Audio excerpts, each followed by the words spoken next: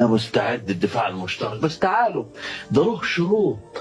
يظهر ما حدش بيقرا المعاهده دي ابدا، ولكن كلام انشا. تعال رؤساء اركان مجتمع وزراء الدفاع عشان تنفذ هذا. ده في كذا خطوه لازم تتعمل، ولازم تبقى الصوره واضحه. اقدم ايه وانت هتقدم ايه وده هيقدم ايه، ولو حصل انت هتعمل ايه، انت هتروح مني فين، هتديني تسهيلات، ما عنديش امكانيات اديني تسهيلات، عاوز تسهيلات دي تديني دفاع، الخطط هتكون ايه، تقديرات الموقف، قرار العالم هيكون ايه، الدول وافقت ولا ما وافقتش. هم بيعتمدوا على ان الشعوب بتاعتنا ما قرتش الحاجات دول، لكن الدفاع المشترك، الدفاع المشترك يعني كل واحد يروح جايب سحب الجيش بتاعه جاي لاي حاجه يروح مخبط. لا يا جماعه، حتى العلم العسكري دلوقتي بقى فن فظيع ومعقد جدا. فالاتفاقيه يا رب انا مستعد. انا راح قلت مره انا مستعد للتنفيذ، بس تعالوا كلنا نقعد بقى حسب المعاهده، بنقعد ونشوف ايه اللي نعمله. ويا ريت كده كنا هنبقى كلنا كويسين قوي، ولا في خطر هيجي لنا لما يلاقونا كده بنقعد ونتفق ونخطط وبنشتغل بموضوعيه وبعلم. تاكد ما فيش حد هيخوفنا.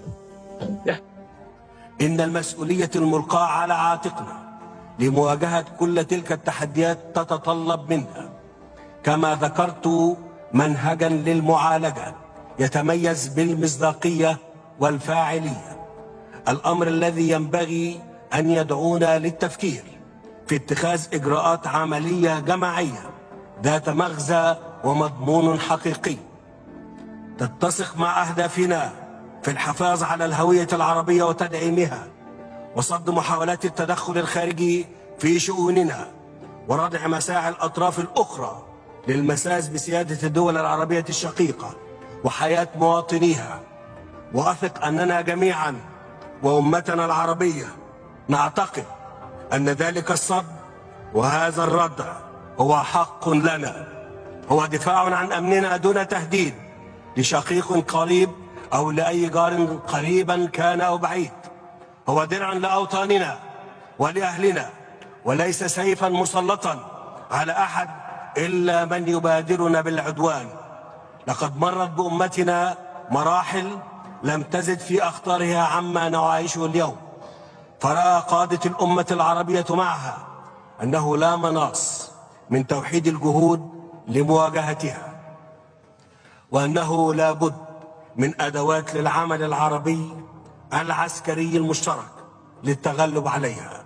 لكنه ومهما كان تقييمنا لمدى نجاح كل تلك الجهود، وإزاء إمكانية تفاقم الأوضاع والتحديات الراهنة من إرهاب يداهم ويروع ومن تدخلات خارجية شرسة، نحتاج إلى التفكير بعمق وبثقة في النفس في كيفية الاستعداد للتعامل مع تلك المستجدات من خلال تأسيس قوة عربية مشتركة دونما انتقاص من سيادة أي من الدول العربية واستقلالها، وبما يتسق وأحكام ميثاقي الأمم المتحدة وجامعة الدول العربية، وفي إطار من الاحترام الكامل لقواعد القانون الدولي، ودون أدنى تدخل في الشؤون الداخلية لأي طرف.